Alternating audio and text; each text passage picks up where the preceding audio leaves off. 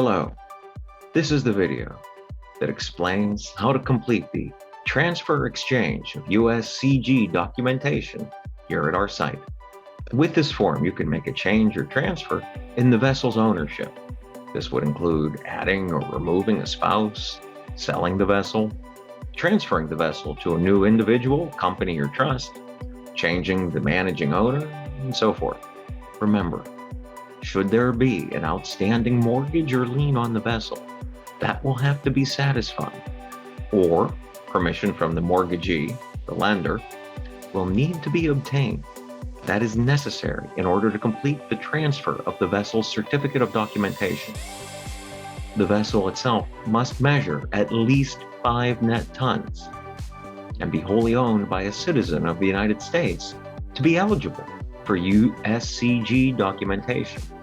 Keep in mind that net tonnage is a measurement of volume and not of weight.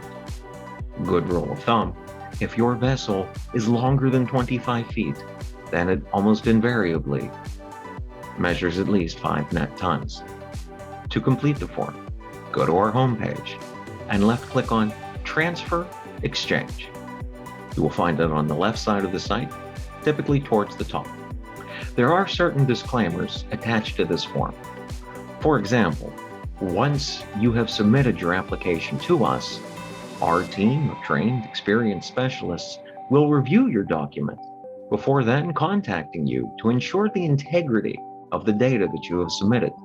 In the event that a vessel sale does not go through, please be advised that all applications and processing fees are not refundable, as per our no refund policy. You'll note as you go through this form that there are certain blanks that have a little mark by them. Those are the ones that you absolutely have to fill out. The first one of these you encounter when completing this form is at the top. You'll have to type in the vessel's name. You will have to fill in whether you own the vessel, whether you purchased it from another owner, whether the vessel has been newly built. Below that, you'll find blanks to be completed, such as the vessel's official number, should it have one, its hull number, should that exist, its International Maritime Organization number, should that be a thing, and its hailing port, that's the place and state that is marked on the vessel. Remember, your hailing port has to be a place in the United States. Below that, you're going to want to type in the information of the managing owner, their email address, their phone number, their social security or tax number. Their physical address will be filled out below, as will their mailing address.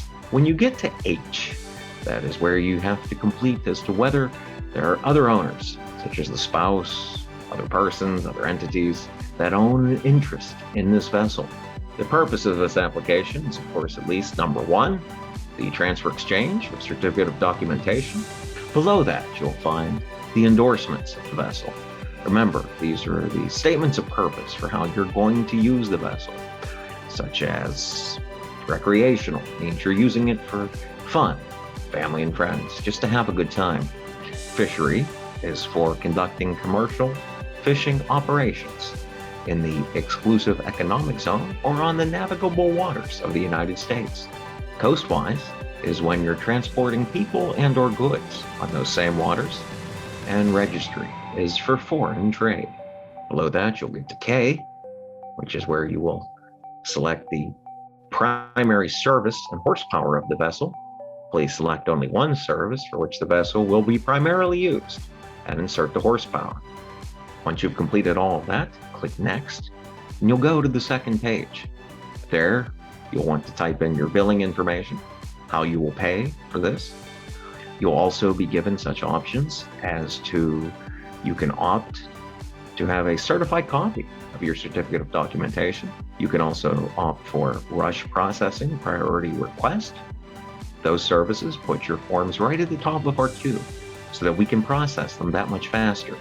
Before you click Submit, make sure that you have agreed with all of the authorizations, all of the signatures, that everything is complete, that you've marked everything that has to be marked.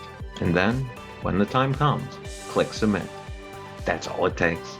These 2 pages, and you will have submitted the documentation to change the transfer and exchange of a United States Coast Guard certificate of documentation.